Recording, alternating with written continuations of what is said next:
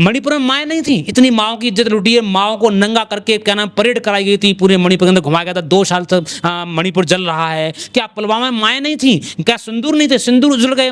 क्या पुलवामा में अटैक हुआ था, जो है पहलगाम में अटैक हुआ था, पहलगाम में क्या नाम है विस्फोट हुआ था, तो क्या हुआ? माएँ नहीं थी, बहनें नहीं थी? तो एक सिर्फ नरेंद्र मोदी जी की माँ का आज राजनीतिकरण कर दिया गया है। नरेंद्र मोदी जी हो, बीजेपी हो, क्या नाम है आरएसएस हो, पूरी तरीके से जरा सा कोई बात उसे तूल पकड़ इतना बड़ा बखेड़ा खड़ा कर देते हैं पूरी मीडिया। वो सारा का सारा इनका काम धाम ही है, ये चीजों को छुपाते हैं। जब कोई चीजें छुपाता है तब ये काम क्या करता है। 1980 के दशक में एक फिल्म आई थी दीवार, जिसमें हीरो होते हैं अमिताभ बच्चन और शशि कपूर। अमिताभ बच्चन कहते हैं कि मेरे पास गाड़ी है, बंगला है, कार है। तभी शशि कपूर कहते हैं कि मेरे पास माँ है। वही माँ का आज जो पूरा मामला चल रहा है भारत की राजनीति में। पीएम मोदी जी की माँ तो आज मौजूद नहीं है, लेकिन बिहार में एक रैली के दौरान, वो जो रैली थी वो कांग्रेस की रैली थी, राहुल गांधी की, जो वो रैली चली गई, मंच खाली हो गया, तभी वहाँ पर एक व्यक्ति ने मोदी जी की मां के लिए गाली दे दी। इस मां की गाली को लेकर भारत की राजनीति में तराई तराई मची हुई है। हमारे साथ हैं बात करने के लिए दिल्ली मेट्रो के पूर्व इंजीनियर चंद्रवीर सिंह जी। जी चंद्रवीर जी, माँ को लेकर आजकल राजनीति हो रही है हमारे देश में। माँ वो है जो पैदा करती है, जो सबसे ज़्यादा सेक्रीफाइस करती है अपनी औलाद के लिए। क्या कहना चाहोगे? आज माँ का राजनीतिकरण हो गया है।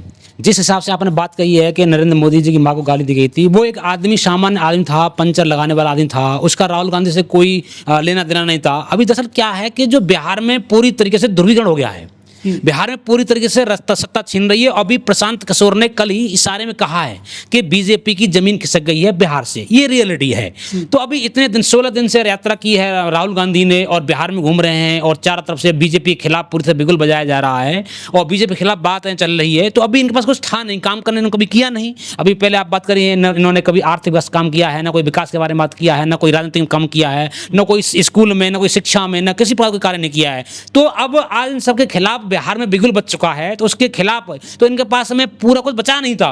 तो उस बच्चा कोई एक आदमी था जो सामान्य रूप से काम कर रहा था, सामान्य आदमी था, उसके बात पर इन्होंने इतना तूल दे दिया। सारी मीडिया इनके पक्ष में है और सारी मीडिया, अभी एक लड़की है वहाँ की, क्या नाम है, जेडीयू की, सॉरी आरजेडी की जो लड़की है, प्रवक्ता है, उसने कहा है कि इनके पूरी ब्राह्मण मीडिया है, ब्राह्मण लॉबी है, पूरी तरीके से लग जाती है कि माँ।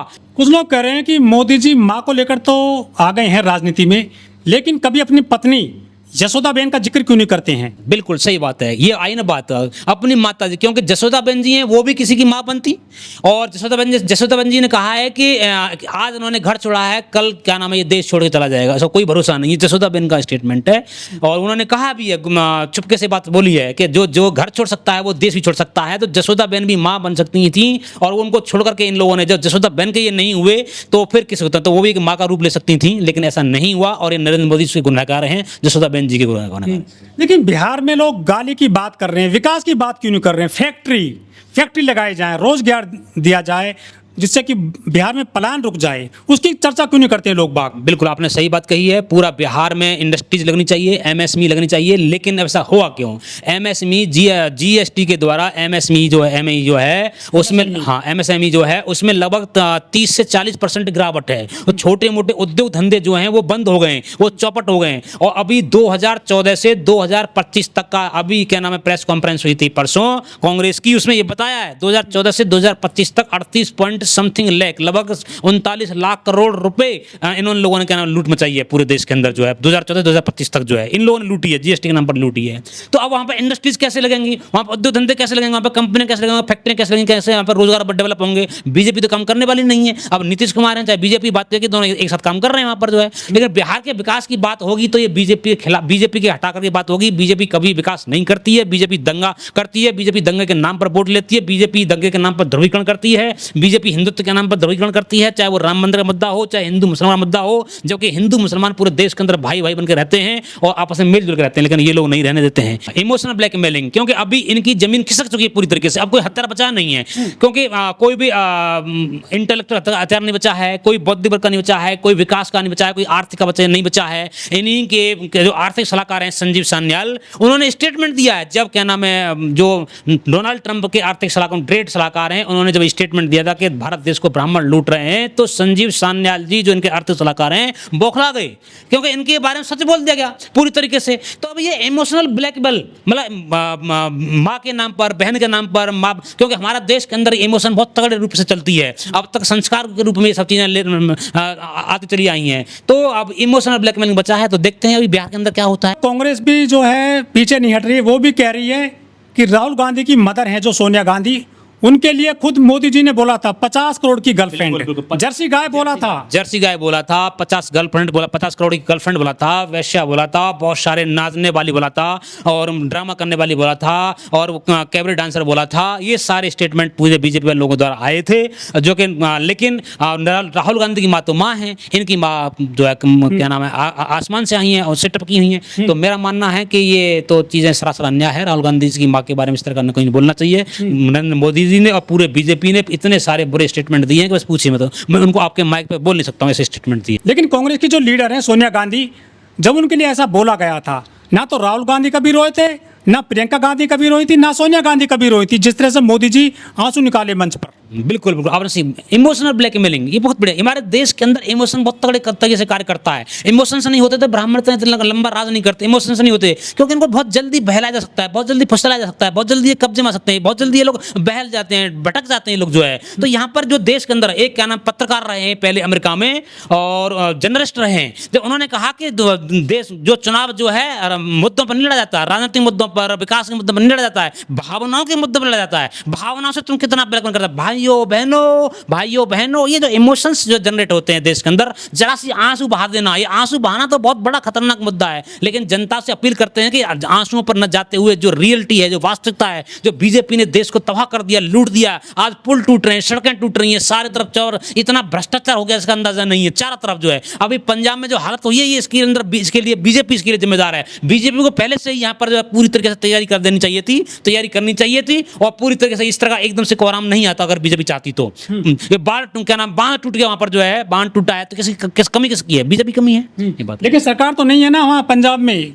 भाजपा की सरकार नहीं है, पूरे सेंटर में सरकार है ना, तो ये बांध तो सेंटर के उसमें अंडरटेकिंग आते हैं, तो पूरी तरह से सेंटर की मतलब जो इसमें प्लानिंग्स होंगी, सेंटर की स्कीम्स होंगी, सेंटर का ही पूरा मैनेजमेंट होगा, सेंटर का ही पूरी कंट्रोलिंग होगी। तो सेंटर का काम है पूरे देश के अंदर जो है काम करना। तो बीजेपी सरकार को इसके लिए तो उत्तरदायी है इसके लिए। प्रवेश वर्मा जी का आपने नाम लिया है, उनके पिताजी थे साहब सिंह वर्मा, जो मुख्यमंत्री रहे थे दिल्ली के।